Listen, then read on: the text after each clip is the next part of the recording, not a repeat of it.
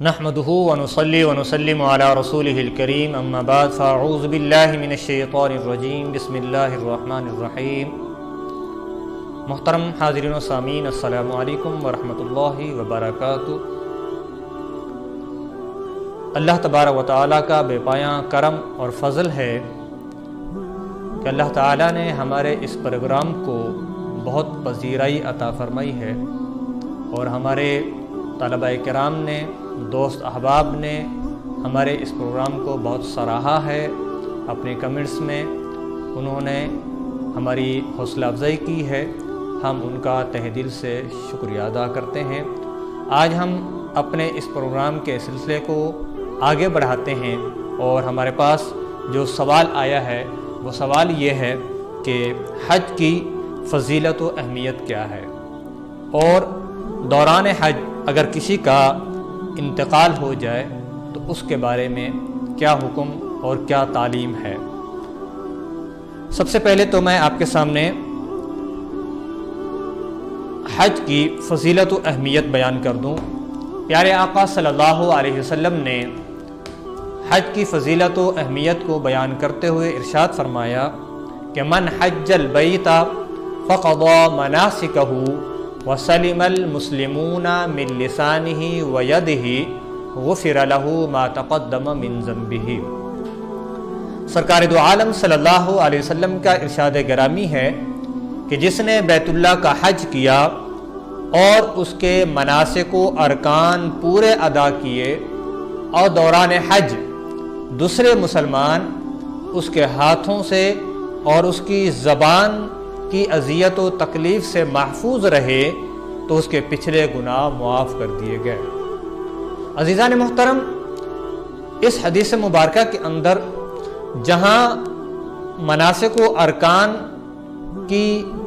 صحیح ادائیگی کے بارے میں حکم ہے، وہاں یہ بھی حکم ہے کہ حج کے موقع پر چونکہ لاکھوں کی تعداد ہوتی ہے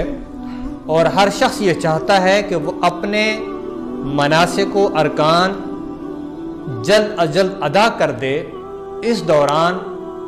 کسی حد تک بد نظمی کا، بے صبری کا مظاہرہ سامنے آتا ہے، اور دوسرے لوگوں کو کسی حد تک تکلیف کا سامنا کرنا پڑتا ہے۔ بعض اوقات دھکم پیل ہوتی ہے، کسی کا ہاتھ لگ جاتا ہے، کسی کا پاؤں دوسرے سے ٹکرا جاتا ہے، کندھے سے کندھا ٹکرا جاتا ہے، تو ان اعمال سے دوسرے مسلمان بھائیوں کو کسی حد تک تکلیف پہنچ سکتی ہے۔ تو اس لیے پیارے آقا صلی اللہ علیہ وسلم نے فرمایا کہ من سلم المسلمون من لسانہ ویدہ، کہ اگر اس کی زبان اور اس کے ہاتھوں سے دوسرے مسلمان محفوظ رہے تو اللہ تعالیٰ اس کے تمام گناہوں کو معاف فرما دیتا ہے۔ تو حج جیسی عظیم عبادت کے موقع پر بھی اللہ کے پیارے رسول صلی اللہ علیہ وسلم کی تعلیم یہ ہے کہ آپ کے کسی عمل سے کسی مسلمان کو کوئی تکلیف نہیں پہنچنی چاہیے، اور یہ اسلام کا بہت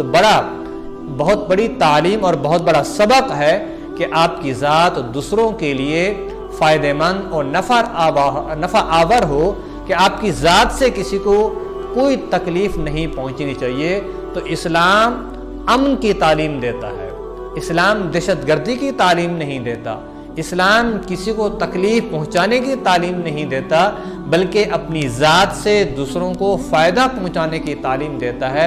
جیسا کہ میرے پیارے آقا صلی اللہ علیہ وسلم کا ارشاد گرامی ہے کہ خیر الناس من ینفع الناس، کہ لوگوں میں بہترین انسان وہ ہے کہ جو دوسرے لوگوں کو فائدہ پہنچائے۔ تو اس حدیث مبارکہ سے دو باتیں پتہ چلی ہیں جو میں نے آپ کے گوش گزار کر دی ہیں۔